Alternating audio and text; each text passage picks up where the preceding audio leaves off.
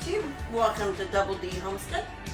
I'm Dawn, and today I'm going to make vegetable beef soup. And you could call it oxtail soup, I guess. I've got 2 oxtails here that I canned up. And I don't think I did a video on this. But yeah, I canned these up and I ran out of beef soup. And I like my homemade vegetable beef soup. So you can just use one if that's all you have. I'm gonna boil these in water until they're nice and tender, which they should already be tender from being in the pressure canner. But I'm gonna cook them till I get as much of that beefy marrow out as I can. So it'll probably be a couple hours. And I'll be back when I get that done, and I'll show you what I'm doing from there. Bam, there it is. I got about 1.5 gallons of water in there. And I'm gonna turn this on and simmer it for 1 to 2 hours. Because I see all the fat I left in it. I scraped all that out of the jar. I want that all in there for flavor. Alrighty, it's been about an hour. Now, I don't know about you, but this actually looks good to me. All I'm gonna do now is come in here and fish out all the bone and meat. Put it in a bowl like so.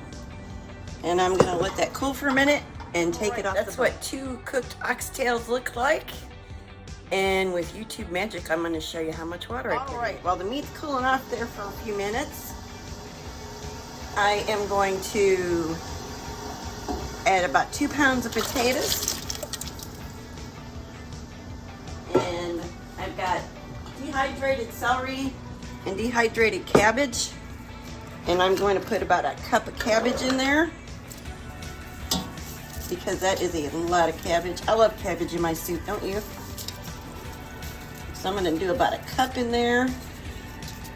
Just, I know it doesn't look like much, but that's a lot of cabbage. And I'm going to do about 1/2 cup of dehydrated celery. And I'm going to do 1/2 cup of dried onions. I thought I had a couple fresh onions, but I'm out. I'll put them in there, like that.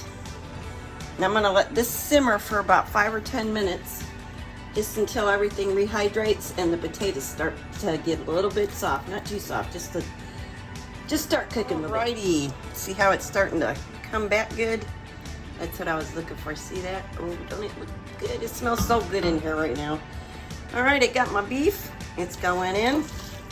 And now I'm going to add all the rest of my ingredients. And that is, I'm going to put in 1/4 carrots, just like so. And I'm going to do 2 quarts of tomato juice.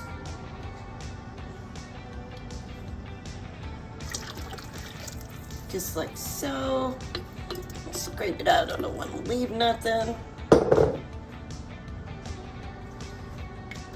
Another quart of tomato juice. Oh yeah, that's the color I like right there. 2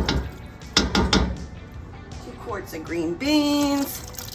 Now you can add whatever vegetables you want to your soup. It's your soup. Make it your own. You can take out any of this stuff, put even more stuff in. I might throw some peas in here if I have some frozen peas. I'll have to look though. I'm not sure if I have any right now. And yeah, you put whatever you want in your own soup. And I got 2 pints of corn I'm putting in from the garden. Now I didn't drain the corn, but I did drain the green beans and the carrots, because there's not much water in this corn. I packed these jars pretty full. And my next step is going to be bring this to a boil.